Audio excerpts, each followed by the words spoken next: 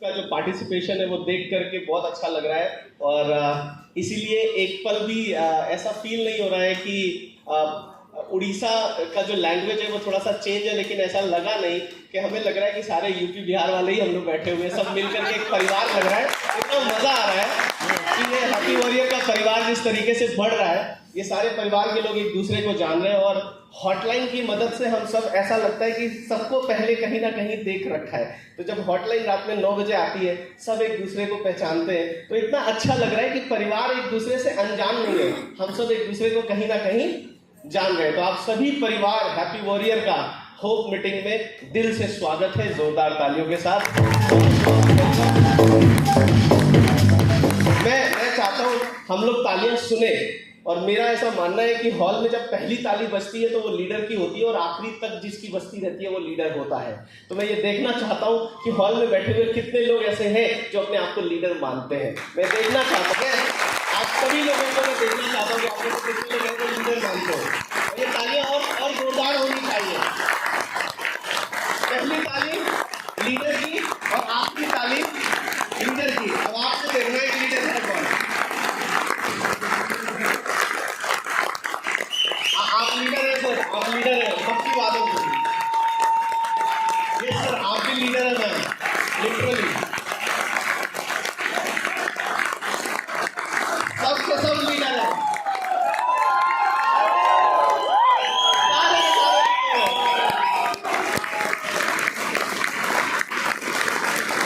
Yes leader है आप, मैं समझ गया, यू आर लीडर। यस मैं समझ गया सर, आप लीडर है, मैं समझ गया, आप सब लीडर है। प्रमाण मिल गया मुझे, फिर 2-3 घंटे तक बचती रहेगी। हो गया, you all are the leader, thank you so much. Yes तो दोस्तों, नाम अशर अहमद है और तकरीबन 9-10 बरस हो गए हैं डायरेक्ट सेलिंग इंडस्ट्री के अंदर काम करते हुए। हर एक इंसान अपनी ज़िंदगी में एक सही प्लेटफॉर्म की तलाश करता है और कई बार सही प्लेटफॉर्म आता भी है तो शायद वक्त नहीं होता या फिर हमें समझ नहीं आता, और कई बार हम समझना नहीं चाहते। मेरी ज़िंदगी के 24 साल बहुत स्ट्रगलफुल रहे हैं। 24 साल तक मैंने मेरी लाइफ में बहुत स्ट्रगल किया है, क्योंकि 94 में फादर साहब चले गए इस दुनिया से। वो पेशे से डॉक्टर थे और हम 4 भाई 2 बहन का परिवार मेरी माँ ने उम्र के 30 साल से संभालना शुरू किया। 30 साल की उम्र में मेरी मम्मी जो है वो मेरे फादर के बिना हो गई, यानी कि अपनी भाषा में बोले तो विधवा हो गई, है ना। और मुझे इस दर्द का एहसास सबसे ज़्यादा तब हुआ जब मेरी शादी मेरी बीवी से उम्र के उसके 30 साल में हुई थी। तो मेरी जिस लड़की से मेरी शादी हुई है, जो मेरी बीवी है, उसकी एज 30 साल थी तब मेरी शादी हुई, और मेरी माँ 30 साल की उम्र में क्या हो गई, विधवा हो गई। मैं 4 साल का था। कितने साल का था? 4 साल का था। तो स्ट्रगल बहुत रहे लाइफ में। फादर साहब के जाने के बाद नौकरी तुरंत से परिवार में आई नहीं, तो पैसों के बहुत सारे क्राइसिस रहे, बहुत तंगी रही घर में। तो 5 साल की उम्र से ही काम करना शुरू किया, 5 साल की उम्र से ही पैसे के लिए सोचना शुरू किया। वो मुझे नहीं मालूम था कि वो 5 साल की उम्र में मैं शौक से काम कर रहा हूँ या जिम्मेदारियों से कर रहा हूँ, वो मुझे नहीं मालूम था।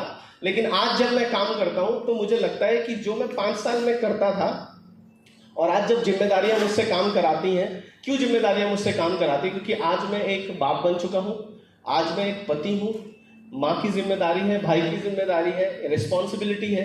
तो आज एक जिम्मेदारी के साथ काम कर रहा हूँ। आज समझ में आता है कि जिम्मेदारी कहते किसको, कितना भारी शब्द है ये। लोग कहते हैं तुमको अभी पता नहीं चलेगा, जब तुम बाप बनोगे तब पता चलेगा कि कैसे पैसे आते हैं, है ना। तो वो कितना भारी शब्द है, वो आज समझ में आता है कि जो मैं आज करता था, वो जिम्मेदारी वाला काम जो आज मैं कर रहा हूँ, वही काम मैं उम्र के 5 साल में भी करता था। वो बाद में पता चला कि ओहो, इतना समय निकल गया जिंदगी का 25 साल, और 25 साल निकलने के बाद पता ये चल रहा है कि मैं जिम्मेदारी में ही घिरा हुआ हूँ। तो बहुत कम लोग ऐसे होते हैं जिनकी जिंदगी में इस तरह की रिस्पॉन्सिबिलिटी ऊपर वाला देता है, बहुत कम लोग। और बहुत कम लोग अगर देता भी है तो पहचान भी पाते हैं कि हाँ, मैं ही वो व्यक्ति हूँ जो परिवार की परिस्थिति को बदलूंगा। आप सब बहुत लकी हैं कि आप यहाँ तक आए। बहुत सारे लोग ऐसे हैं जो यहाँ तक आना चाहते थे, जिनको इनवाइट करने के लिए देवाशीष सर ने प्लान किया होगा, हम लोगों ने प्लान किया, ऑफर सबको मिले होंगे कि आप क्वालिफाई कर लीजिए, पर आप सब ने फाइट किया है और आप सब एक कदम चल के अपने घर से आज यहाँ तक पहुंचे हैं। यानी कि जिंदगी की जिम्मेदारी की पहला कदम तो आपने पास कर लिया, आप पहले कदम में आ गए। लेकिन ये शुरुआत है मेरे भाई, ये शुरुआत है। इस पहले कदम के बाद यहाँ तो एसी आपको मिल रहा है, टाइम पर खाना मिल रहा है, पर जिंदगी आपकी बेहतर तब बनेगी जब इसके बाद हम फील्ड में जाकर के काम करेंगे। आप समझ रहे हैं मेरी बात? तो मैंने जब काम शुरू किया उम्र के 24 साल में, तो कभी ऐसा नहीं हुआ कि मैं निगेटिव हुआ होगा, कभी नहीं। गलत को गलत बोलना, सही को सही बोलना मेरी शुरू से आदत रही है। अपफ्रंट आदमी हूँ, बोलता हूँ, लेकिन कभी ऐसा नहीं हुआ कि मैं निगेटिव हो जाऊं, कि नहीं अगर किसी ने छोड़ दिया तो मैं निगेटिव हो गया, या कोई साथ नहीं दे रहा है तो मैं निगेटिव हो गया, टाइम बहुत ज्यादा लग रहा है और सक्सेस नहीं आ रही है तो मैं निगेटिव हो जाऊंगा। नहीं, मैंने फाइट किया है, मेहनत किया है, खून पसीने बहाए हैं, हर परिस्थिति में काम किया है। मतलब जिस हद तक हमने काम किया है, अगर उसको पिक्चर बनाया जाए तो नेटवर्किंग लोग छोड़ देंगे, करेंगे नहीं, बोले इतनी मेहनत लगती है तो हम नेटवर्किंग नहीं करेंगे। वो तो अब सोशल मीडिया की वजह से नेटवर्क बनाना बहुत आसान हो गया है, लोगों को जोड़ना बहुत आसान हो गया है। हमने जो मेहनत की पराकाष्ठा होती होगी, कोई सीमा होती होगी मेहनत की रुचि में, वो मेहनत हम लोगों ने करी है। आपको मैं शब्दों में बता नहीं सकता कि ऐसा मालूम था कि एक फील्ड मिली हुई है और नेटवर्किंग एक बॉल मिली हुई है और हर बॉल को गोल पोस्ट में डालना है। इतनी मेहनत करनी है, चाहे बारिश आए, चाहे बर्फ गिरे, चाहे धूप लगे, चाहे जाड़ा लगे, फील्ड में टिक करके नेटवर्क बनाना है, हर बॉल को उठा के गोल पोस्ट में मारना है, कभी रुके नहीं। जाड़े में, कड़कते जाड़े में भी 5 बजे ठिठुरते हुए भी नेटवर्क बनाने के लिए काम किया है। बरसात में भीग करके गत्ता प्रोडक्ट का भीग गया, उसके बाद भी नेटवर्क के लिए काम किया है। और कड़ी दोपहरी में काला कौवा हो जाता था चेहरा फील्ड के अंदर काम करते हुए, तब भी ये नहीं कहा कि धूप बहुत ज्यादा है, आज काम नहीं करूंगा। And that's the only reason कि आज कामयाबी इतनी बड़ी है। वहां से उस पिछली सीट से यहां तक का सफर इतना आसान नहीं है। मैं सच बता रहा हूं, जब हम लोगों ने प्रोवेदा शुरू किया तो हमारी जब लॉन्चिंग हो रही थी गोरखपुर में 14 तारीख को नवंबर में, तो सर मुझे ढूंढ रहे थे कि मैं आगे कहूँ। मैं पीछे बैठा था जहां सुनील भाई बैठे हुए, वहीं बैठा हुआ था अकेले चुपचाप। क्यों? सिर्फ इस बात के लिए मैं सर के साथ आकर के बैठ जाऊं कि मैंने सर के साथ डिसीजन लिया और मैं आगे वाली सीट में आके बैठ जाऊं। मैं इसके लिए नहीं डिसीजन लिया था, मैंने ये सोचा कि डिसीजन तो ले लिया है, ये आगे वाली सीट में कमाऊंगा तब आकर के बैठूंगा। जब शुरुआती हो रही है तो फिर शुरुआती सही एक एक लेवल अचीव किया और करते करते धीरे धीरे यहां तक आज मैं फ्रंट लाइन पर हूं। बहुत थोड़ा सा फासला है राहुल तुम्हारी सीट में और आगे वाली सीट में, मनोज जी आपकी सीट में बहुत थोड़ा सा फासला है। बहुत कम लोग होते हैं जो इस फासले को समझ पाते हैं। एक छोटी सी गलती आपको पीछे वाली सीट पर भी ले जा सकती है और एक छोटा सा प्रयास आपको आगे वाली सीट पर भी बिठा सकती है। आप समझ रहे? बस वो गलती नहीं करनी। मैंने कभी लाइफ में कभी गलती करने की कोशिश नहीं करी। जहां गलती हुआ वहां दिवाकर सर ने एक बड़े भाई की तरह कान पकड़ करके भी रोका। रमेश भैया ने जहां समझाना हुआ कि तुम यहां गलती कर रहे हो, इस चीज को सही करो तुरंत बाबू, मैंने वहां सही किया। लेकिन कभी ऐसी कोशिश नहीं करी जिससे वापस से परिवार को उस परिस्थिति में ले जाऊं मैं जिस परिस्थिति से मैं उठा करके लाया हूं। तो बहुत मेहनत हुई है और कभी किसी की निगेटिविटी से बहुत ज्यादा हैरान भी नहीं हुआ। फॉर एन एग्जाम्पल अगर मैं आपको बोलूं कि मेरी टाई है ठीक है, आप सब कोशिश करिए कि मेरी टाई को आप नो बोलिए, है ना, कि नहीं हम तुम्हारे साथ नहीं जुड़ेंगे, मना कर दीजिए मुझे साथ। और देखिए मेरी टाई पर कोई असर पड़ रहा है। फॉर एन एग्जाम्पल मैंने किसी लीडर से सीखा था, बहुत अच्छा एग्जाम्पल है।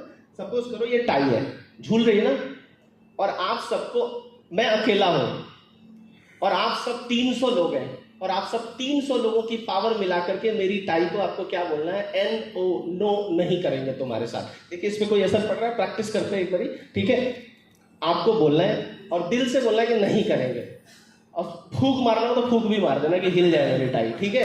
तो चलिए 1 2 3 नो करेंगे तेरे से, और कोशिश करो। कुछ असर पड़ रहा है इसके ऊपर, उड़ रहा है क्या, ये इधर जा रहा है क्या? आप 300 लोगों की नो पर जब इस टाई का कोई असर नहीं पड़ रहा है तो कोई एक आदमी आपको नेगेटिव करके कैसे चला जाएगा, आप बताइए। तो असर पड़ रहा है। अगर आप टिके हुए हैं तो धंधा बनता है, अगर आप टिके हुए हैं तो बिजनेस आता है, अगर आप टिके हुए हैं, आपका अपलाइन आपके साथ है ईमानदारी से, तो बिजनेस आता है। चैलेंजेस हर जगह है। मैं एक चीज समझता हूं कि हर इंसान अपनी जिंदगी में बेस्ट करता है, पर कई बार जगह उसके लिए बेस्ट नहीं होती है। अमिताभ बच्चन साहब की जिंदगी में अगर आप देखेंगे तो शुरुआती दौर में 7 फिल्में उनकी फ्लॉप गई। कितनी फिल्में फ्लॉप गई? फिर एक पिक्चर आती है जंजीर, और उसमें वो रातों रात सुपरस्टार बन जाते हैं। पर आपसे मैं सवाल पूछता हूं कि अगर 7 फिल्मों में 4 फिल्में करने के बाद अमिताभ बच्चन एक्टिंग छोड़ देते तो क्या वो सुपरस्टार बनते? वो बोलते कि नहीं अब मेरे बस का नहीं है, अब नहीं करूंगा, तो क्या वो सुपरस्टार बनते? उन्होंने एक चीज नहीं छोड़ी, चाहे 6 पिक्चर फ्लॉप हुई चाहे 7, उन्होंने एक्टिंग नहीं छोड़ी। क्या नहीं छोड़ी? उनकी 6 फिल्मों में वो सुपरस्टार नहीं थे, लेकिन 7वीं फिल्म में वो सुपरस्टार थे। उस स्क्रिप्ट में उनके लिए जो लिखा गया था ना, उनको रातों रात सुपरस्टार बनाया। हो सकता है कि हम लोग जहां से आए या और जहां से आए या जहां हैं, क्या पता हम इसमें सुपरस्टार नहीं हो, या जहां थे हम वहां सुपरस्टार नहीं थे। हमें क्या करना है कि अगर अब प्रोवेदा मिल गई और प्रोवेदा की स्क्रिप्ट में अगर हमारा सुपरस्टार बनना लिखा है, तो जैसे अमिताभ बच्चन ने एक्टिंग नहीं छोड़ी थी, आपको नेटवर्किंग नहीं छोड़ना है। आपको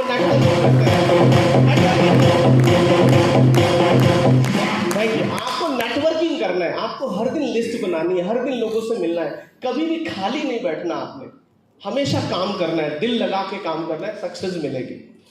तो स्टोरी बहुत लंबी है, उसको बहुत लंबा नहीं करूंगा। बस एक चीज हमेशा मुझे समझ में आई है कि मैंने एक्शन में बिलीव रखा है।